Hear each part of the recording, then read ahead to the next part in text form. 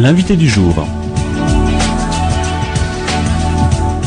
Mesdames et messieurs, bonjour, bienvenue dans l'invité du jour de ce mercredi 31 octobre à 8h10 et à 13h. On va parler de l'association Le Mai des Handicapés et nous accueillons Michel Béard. Michel, bonjour, bienvenue. Bonjour à vous, merci. Alors rappelez-nous un petit peu, Michel, ce qu'est Le Mai des Handicapés.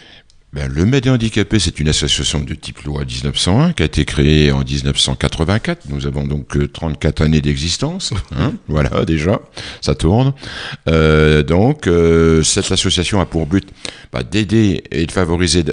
il y avait deux axes. Oui. D'abord, favoriser l'intégration des personnes handicapées parmi les valides, faire se rencontrer ces deux mondes, handicap et valide, autour d'une espérance, d'un espoir, à mieux vivre ensemble. Oui. Donc c'était largement d'actualité pour l'époque. Les personnes handicapées restant le plus souvent isolées, marginalisées, voilà. Les familles ayant des difficultés à extérioriser les leurs dans ce monde des valides. Donc et puis c'est un poids aussi pour une famille d'avoir... Bien sûr, au quotidien, sur un plan moral, mais aussi sur un plan matériel. Financier. Donc on voit toutes les difficultés. On imagine bien toutes les difficultés qui doivent surgir. Et donc, nous, on a voulu faire mener cet axe de rencontre à travers des moments très conviviaux. Il faut se souvenir des soirées dansantes dans lesquelles on réunissait donc valides et handicapés autour d'un bon orchestre et d'un bon repas. Et puis, des rencontres favorisant plutôt à la discussion, etc. ou voire même l'échange au cours d'une balade, par exemple. J'ai en mémoire, nous avons fait des jumbo runs, c'est-à-dire des balades en moto et sidecar, dans lesquels nous promenions les personnes handicapées. Ça faisait une distraction sur un dimanche, et donc on apportait un brin de bonheur à ce moment-là, quoi. Ouais. Sur et puis journée. Alors pour les anciens, le Mai des Handicapés, c'est aussi les meetings aériens, parce que ça a été l'apogée de votre action. Alors voilà, ça c'est l'aspect du deuxième axe. Ouais. Pourquoi les meetings aériens? Parce que et déjà premièrement, il y avait eu un bon bout de temps qu'il n'y avait pas eu dans l'eau. Voilà. Donc quelque part, on a été les précurseurs en retournant, si j'ose dire, à la base aérienne de Brienne-le-Château. C'était ça surtout. Nous avons aussi été accueillis aussi à Barberet et ainsi aussi également avec les lacs où nous avons promu l'aspect touristique des lacs, notamment à Dienville. Ouais. Et l'objectif de cette grande manifestation, c'était de dégager de l'argent, des profits, pour réinvestir dans des projets. Tout à fait, c'est bien ça. C'est donc nous profitions des bénéfices financiers dégagés pour aider les projets aussi bien individuels que collectifs. Donc chez les individuels, c'était l'amélioration de l'habitat, des améliorations attendues du logement, beaucoup de place à la domotique. Ouais. Il y avait aussi le problème de la mobilité, donc avec les fauteuils roulants, aussi bien manuels qu'électriques, et Dieu sait si ça coûte très très cher. Voilà. Et puis nous avions aussi les projets plus collectifs. Ainsi, nous avons aidé l'APF, l'Association des paralysés de France, la résidence André Roche qui est née en même temps que le Mai des Handicapés. Ouais.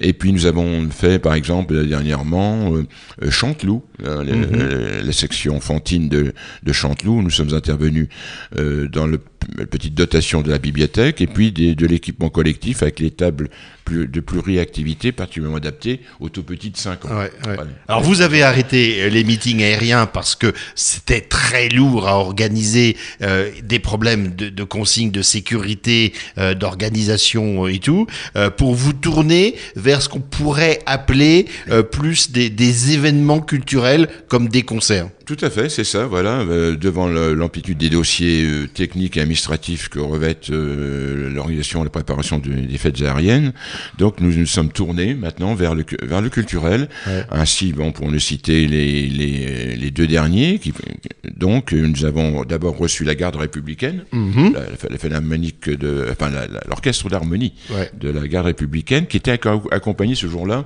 du chœur de l'armée française. Le chœur de l'armée française. Ouais. Ce sont ces gens que nous voyons des fois souvent dans les grandes réceptions officielles de la République, notamment au Stade de France, par exemple, à l'interprétation de la Marseillaise ou les commémorations, comme l'on peut le voir à l'Arc de Triomphe. Donc c'est un aspect aussi très très ludique et musical de l'armée française. Ouais. Vous êtes fixé à un rythme. Tout à l'heure, je disais tous les ans. C'est pas tous les ans, c'est tous les 2-3 ans, c'est ça? En effet, c'est tous les 2-3 ans, parce que bon, déjà le rythme et la recherche de l'affiche nous prend du temps aussi. C'est donc un temps nécessaire.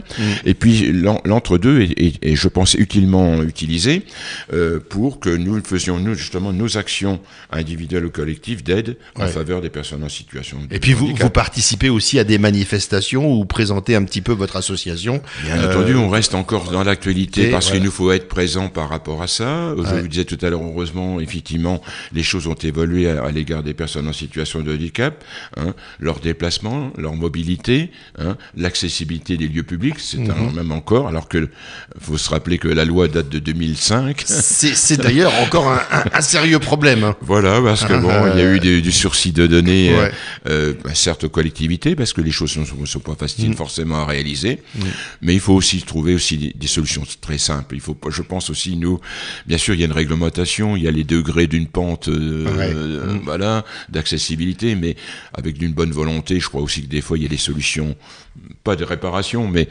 qui doivent suffire aussi à l'accessibilité. Alors, on va parler de votre prochain rendez-vous. C'est une grande première à Troyes. Vous faites venir le chœur de Radio France. Ça sera le dimanche 27 janvier à 15h au Théâtre de Champagne. Oui, nous étions un petit peu dans la musique presque militaire à un moment donné. Nous avions pris ce créneau-là. Et puis après, on a travaillé. Il faut se souvenir du dernier du Philharmonique de Prague où c'était les musiques de cinéma, les plus belles musiques de cinéma. Le public avait été particulièrement enchanté. Là, nous sommes orientés vers le chant choral. Je crois que c'est aussi la notoriété de l'ensemble qui va se produire. Il s'agit du chœur de Radio France, qui est aussi une émanation et qui travaille avec l'orchestre de Radio France et le Philharmonique de Radio France également. Donc c'est un chœur d'ailleurs qui date pas d'hier, puisqu'il date de 1947. Voilà, il a fêté dernièrement ses 70 ans, lui aussi. Donc voilà. Et donc il y a aussi l'aspect aussi initiation à la musique et éducatif, puisque il comprend ce qu'on appelle la maîtrise. Donc là, qui est une intégration de jeunes, d'apprentis à la musique et le chant choral.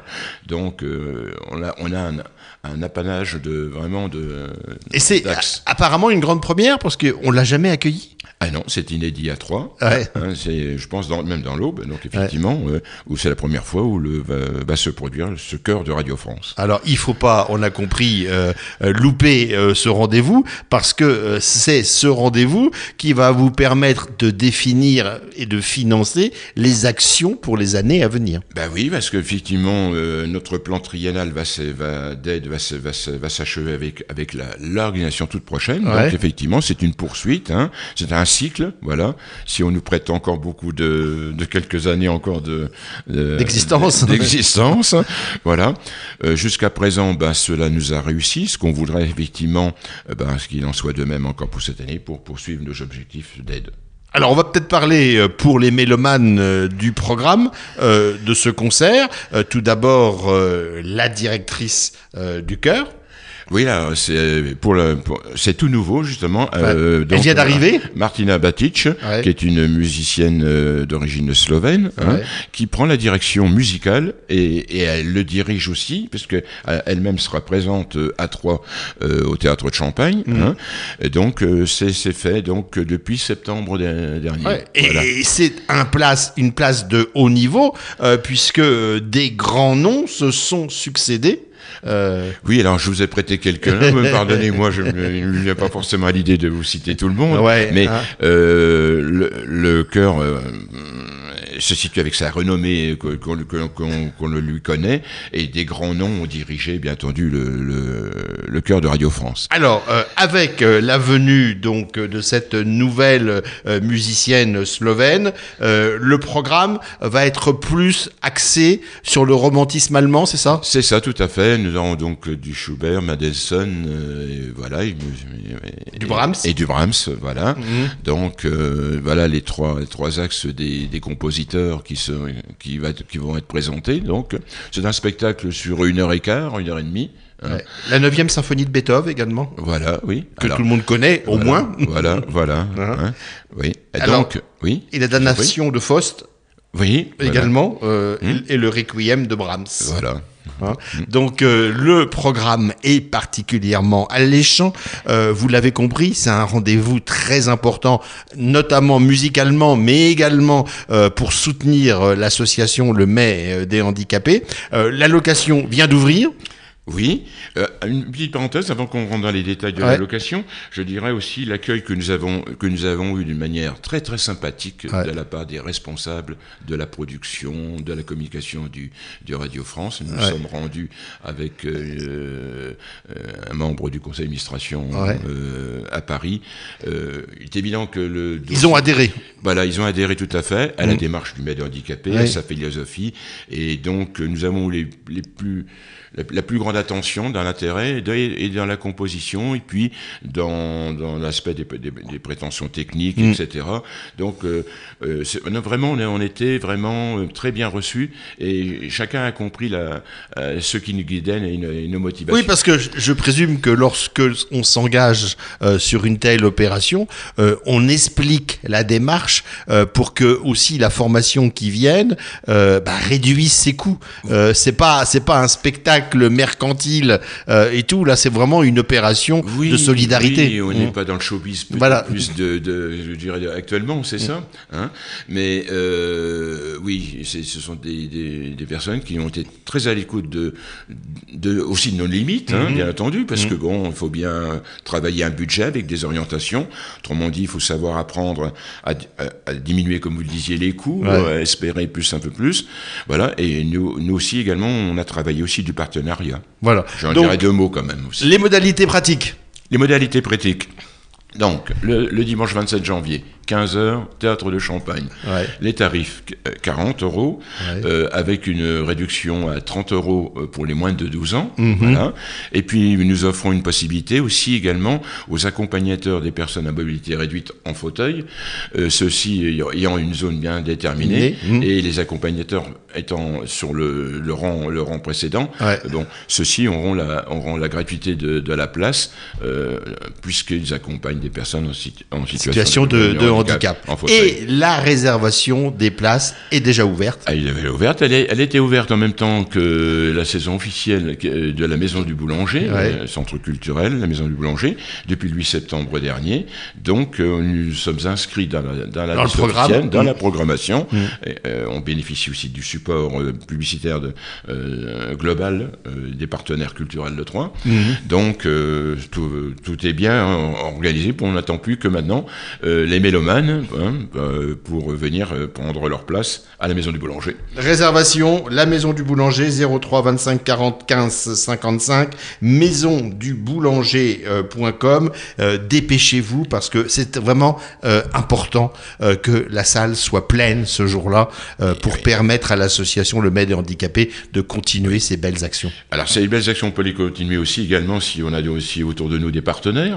Des partenaires tant aussi bien privés. Nous avons 4 entreprises qui nous suivent, grand établissement public. Vous voyez bien, il y a l'Andra, la menuiserie champenoise, 3 Habitats et le Champagne. Laurenti. Laurenti. Je vous laissais de le dire, effectivement. Voilà, merci. Et puis, on a compris. Et puis les partenaires institutionnels, comme le département. Et voilà, et la ville de Troyes. Voilà aussi. Merci Michel Béard. Le rendez-vous est pris dimanche 27 janvier, 15h, Théâtre de Champagne, le cœur de Radio France. C'est une première à Troyes au profit du Mai des handicapés. Dépêchez-vous de réserver vos places, la Maison du Boulanger. Merci Michel. Merci. Bonne journée à vous. Au revoir. Merci de votre accueil. L'invité du jour.